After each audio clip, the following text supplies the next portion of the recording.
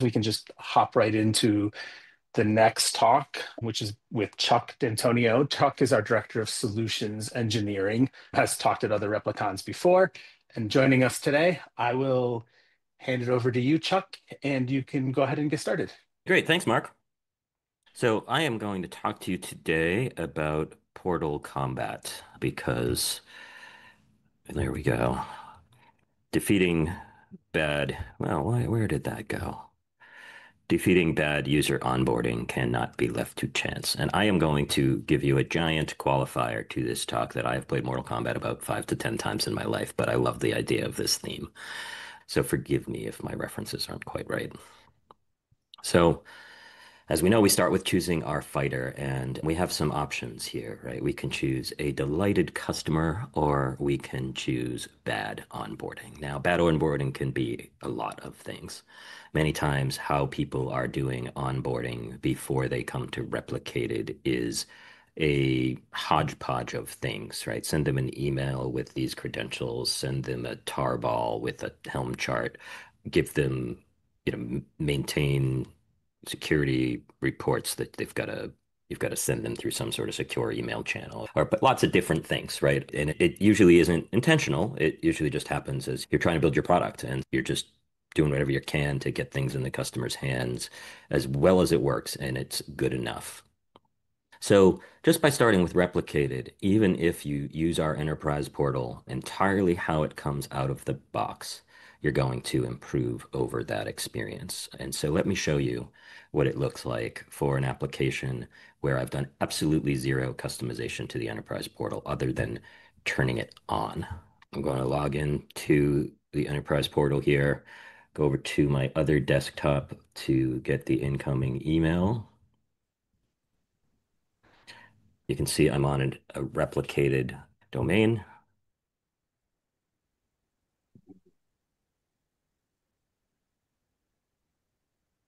And I go through the magic link login, and the email is going to come in momentarily. I'll pull my email over here. This is the one from the last attempt. Hopefully this will still work. But you can see the email it's serviceable, right? But it doesn't really say Slacker News in any meaningful way other than the words, right? If we were to look at Slacker News's brand, we've got a very sort of orange, yellow, green style brand here.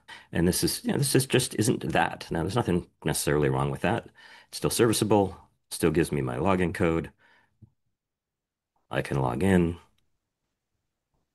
and go through the process of using the enterprise portal, right? Go over and review the security reports, see what types of CVEs there are, download an SBOM, do all the things I would need to do to get myself comfortable with doing an install, and then go through the installation, whether I'm doing a Linux install or whether I'm doing a Helm install. So this is the enterprise portal. If you've seen it before, right? We've demonstrated it to you, but again, not much of a Slacker news look, right? This is, here's how Slacker news is branded. Here's how the enterprise portal looks. But this is still, a pretty decent experience, right? I can say that I'm going to install on my QA machine and start going through the process of reading my install instructions, doing my install, etc. And it links back to what you see in the vendor portal for that customer. Example customer, you can see that they've started an install on their QA system and you've started to really improve their onboarding already and you're getting some insight into what's going on. But this still isn't the way that we most delight our customer. There's a lot of different ways that we can delight our customer with the enterprise vendor portal. There's some basic combos here. The custom domain, right? That was a replicated domain, enterprise.replicated.com. We are Slacker News. I use the conceit that Slacker News comes from a company called Shortrib Labs because that's a domain that I own, shortrib.io. So it'd be much nicer if it was, enterprise.shortrib.io or customers.shortrib.io or for trial signups, maybe try.shortrib.io. The branding, right? We took a look there. That was not Slacker News branding in any sense. It was, not a bad looking page, but didn't really look like Slacker News. Same thing with the emails. Very serviceable email, did what I needed it to do. But it didn't scream Slacker news. It didn't establish the trust that that email came from Slacker news, that a branded message might, that an email address that was a Slacker news email address rather than a replicated address might. So these to me are kind of the three things you need to do to establish the enterprise portal as your own portal. They're your basic combos. Your power moves, you can improve that installation flow. Today, you can do it by adding some instructions that happen before you go through that flow, and they can differ whether it's by install method. So if it's the Linux or embedded cluster install method, you can show a set that makes sense for that. And Helm, the Helm ones might need to be a little bit different, right? Because, for example, there might be things you want to say about the values file there. You can specify certain tabs. I love the security tab in the enterprise portal, right? I jump in there, my customer sees what my scan results look like. They get my SBOM, and this SBOM is sort of merged together by replicated of SBOMs for these various images. But you may either have some things down here that you're not terribly proud of, or you may just feel like this like creates some noise in the flow of working with that customer. I tend to think it actually, increases trust and puts me sort of, and I hate sports metaphors, but I'm going to use one. It puts me on offense instead of defense in terms of like having these conversations. It's better that I go out there and show them some scan results, even though they're going to scan themselves, and those scan results are probably not going to match precisely unless they use the same scanner. But it still means that I'm sort of leading the conversation, and the conversation is only going to be about the differences between their scan results and mine once they do their own scans, rather than them coming to me and me having to respond and sort of be more defensive about that. But some people may not want to show that tab, and so we can toggle that on and off. Especially maybe if you haven't like a trial customer or something, you may want to wait until they're a full-on customer, and then to really get to really score the fatality here, we have APIs for the enterprise portal, and those APIs do a couple of different things, right? The APIs are for helping you do these customizations that we're talking about so that you can put some automation around that, make it sort of GitOpsy. I've done that for some of the customizations, the emails and the branding. And then you can even do a full-on implementation of your own portal. I'm not sure why you would build your own portal from scratch, but where it really could shine is in the context of a custom integration. So if you're already using something as a customer-facing portal, maybe a Zendesk or any number of systems, or maybe you're part of a larger organization that already has built something out, but you're shipping with replicated. Then you have an API that you can do all the things that the customer can do in the enterprise portal with that API. It's part of the vendor portal API, and it's available to you. So this is sort of the roadmap of how we go through the flow. I would recommend everybody go through sort of the basic combos and the power moves, as I have done for Slacker News. And let's see this in action.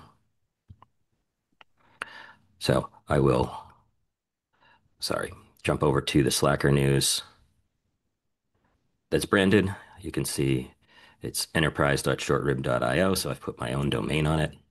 I will log in as Chuck plus RepliCon. This is my account that's set up for this. Notice I've also activated free trial signups here. So customer can sign up and get a 30-day trial. Let me go back here.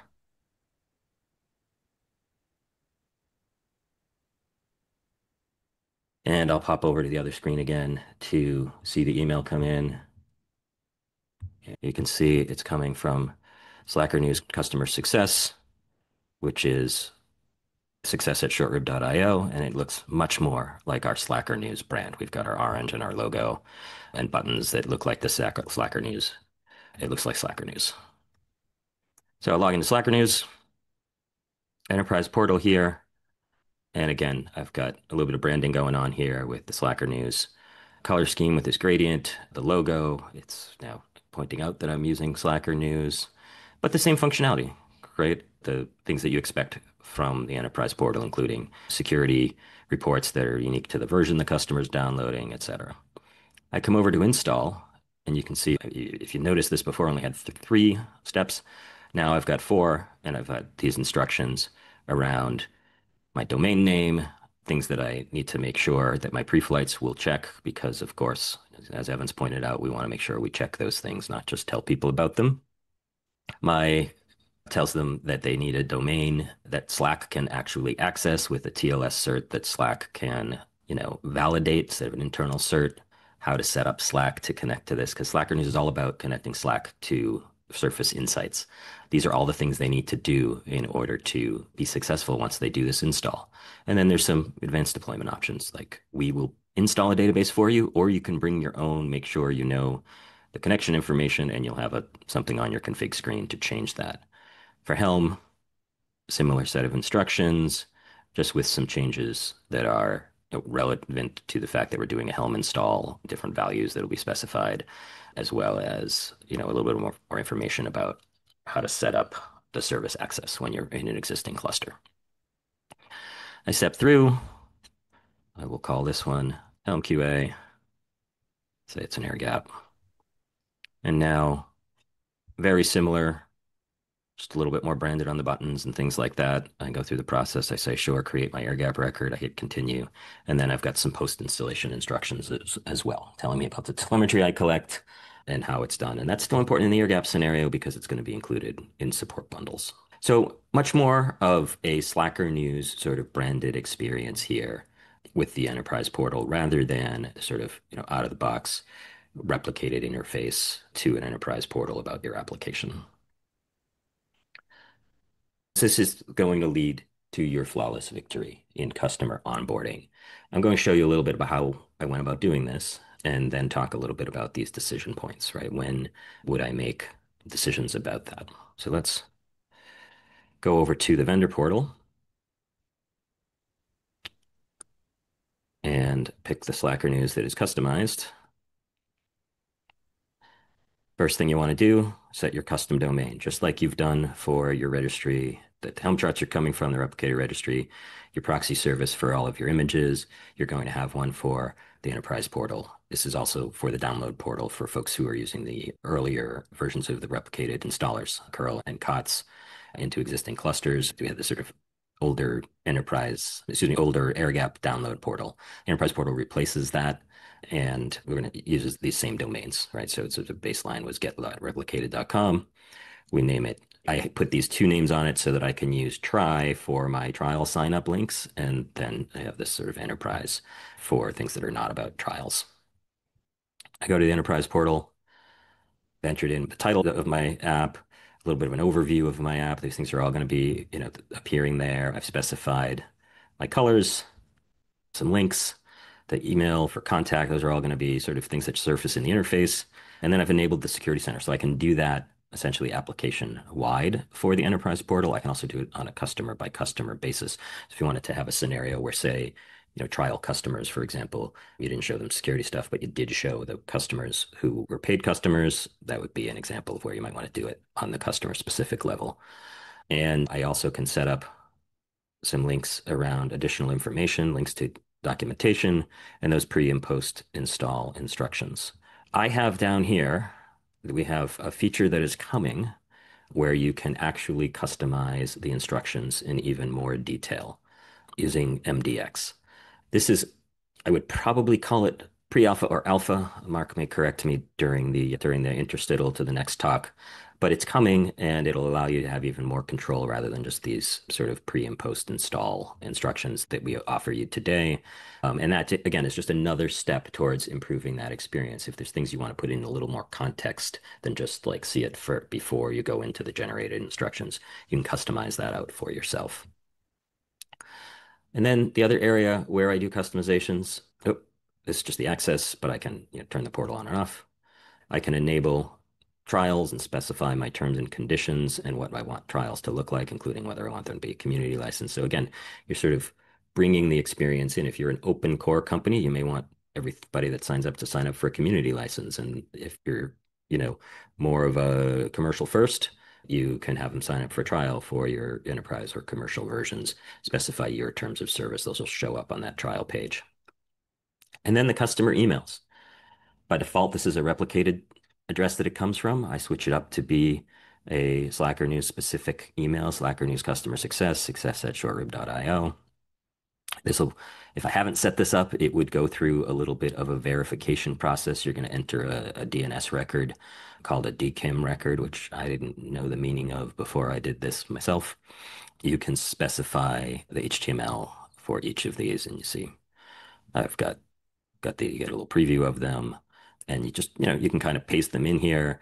There's, I think, about 8 of them, three different things around access, a couple around the trial signups, and one around version updates. I guess that's 6. So you can specify all of those, and you can have a little bit of style, different style, a little bit of text, different texts, etc. for them. So you can do this all right here in the vendor portal, but they are all also API enabled. So I've got a couple of repositories. One is called Portal Emails. This is out there and available. I'll put a link to this as a follow-up when we hopefully get Kaylee to help me do a follow-up blog post around this, and I can share this link. But I set this up with something called MJML, which is a Mailjet markup language. It's really designed for this. It basically lets me have a very simple template that's sort of got some structure to it. And then behind the scenes, it does a whole bunch of stuff. So this will render in like old versions of Outlook all the way to Superhuman and whatever's going to be, the next Superhuman. Can do all your styling and your messages. You could also do this with React email, or maybe just save a bunch of HTML templates. I chose this one honestly because the models told me to, but also as I looked into it, I realized I could get a broad breadth of email client coverage. I also have started experimenting with, and I've done it for my own Slacker News demo repository where I do a little GitOpsy stuff with the branding. So I've created a couple of YAMLs that are just based on the JSONs that get sent through those APIs, where I can specify the information that that I would otherwise have put into the portal for branding and for that documentation, as well as those markdowns that I use for those instructions. So all of this is enabled because we have expanded the vendor portal API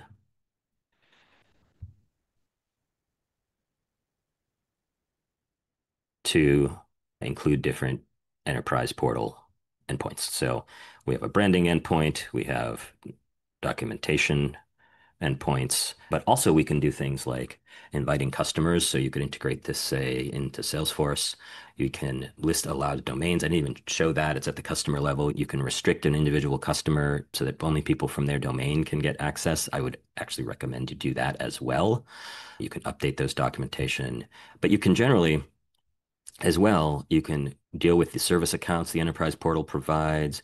You can create the install options records and access them. Those are the records that kind of get created as you walk through the wizard. So this is an API that handles both customizing the enterprise portal as provided by us, but also what we've been sort of colloquially calling internally the headless enterprise portal. That's when you integrate it into your own environment and provide it as a separate portal of your own. So you have a lot of decision points you can make here. If you just want to sort of make it your own, make it look like your own, I'm going to recommend you either use those branding related endpoints to do a little bit of automation. Replicated CLI can call them for you easily with your credentials. Or you just configure in the enterprise portal, in the vendor portal, which is a pretty straightforward thing to do. Get that core branding in, those emails, etc. If your install workflow is complex, whether it's some prerequisites that you want to make sure they get right in line, like go set up the Slack app and use set up a proper cert, like we saw with Slacker News, or if it's something you can do that today with the pre-install instructions and the post-install instructions, things they might have to do additional setup after the application's running in the post-install. Or, coming soon, you'll be able to customize those instructions in even more detail for your customers so that there can be a little bit more of a narrative flow around that.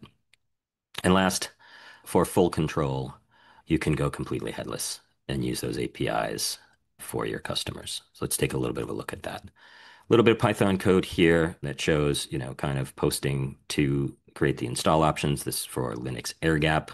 So, you can have in your own UI sort of specifying, what type of install they want to do, post that over and get that going. This gives you complete control over the user experience. It lets you integrate into existing portals and potentially support workflows that are more complex than what you might be able to do with the ways we let you customize those instructions. So gives you the complete control. I do not have a demo for this today. I am working on one, but it's not together yet. But I will share again. Hopefully, Kaylee will let me do a blog post of this, and I will share hopefully a demo with that, or maybe it'll be a separate post later. So our game is over. If you if you wish to continue, insert a coin slash ask a question. If there's any questions from the chat, maybe one of my colleagues from Replicated could rattle them off to me. But again, start with just that custom domain and the branding. Customize what you can for the touch points so that the customer gets the feel of you and builds trust with you, and make that enterprise portal your own, because defeating bad user onboarding cannot be left to chance. Finish him. All right, back to Mark. Cool. Thanks, Chuck. And yeah, like Chuck mentioned, while we're waiting for just a second, like the enterprise portal, the whole, he was showing how configurable and customizable it is. And in the middle, he did talk about a feature that's coming out soon where you can actually like even make it more customizable by having MDX components in there and really drive that experience to be your own. I'm not actually sure what the label on that is. I know that was the question you had, but like it is Okay. coming. It's under I've been development calling right it now. pre-alpha, and I knew if it was anything other than before an alpha stage, you would know. I think that sounds good.